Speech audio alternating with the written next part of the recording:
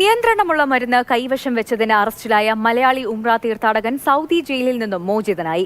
കൈവശമുണ്ടായിരുന്നത് മരുന്നാണെന്ന് ബന്ധുക്കളും സാമൂഹ്യ പ്രവർത്തകരും ബോധ്യപ്പെടുത്തിയതാണ് ജയിൽ മോചനം സാധ്യമാക്കിയത്.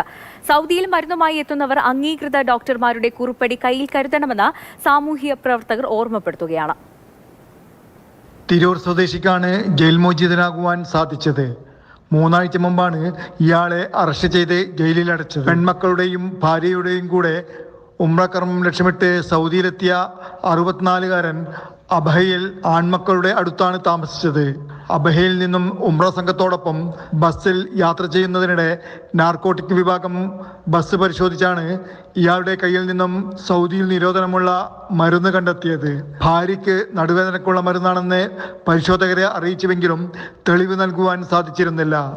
തുടർന്ന് ബന്ധുക്കളും KMCC പ്രവർത്തകരും തെളിവ് ഹാജരാക്കുകയും ജയിൽ മോചനം സാധ്യമാക്കുകയുമായിരുന്നു. സൗദിയിൽ മയക്കുമരുന്ന് നിയന്ത്രണവുമായി ബന്ധപ്പെട്ട് വ്യാപകമായ പരിശോധന പല ഭാഗത്തും നടക്കുന്നുണ്ട്.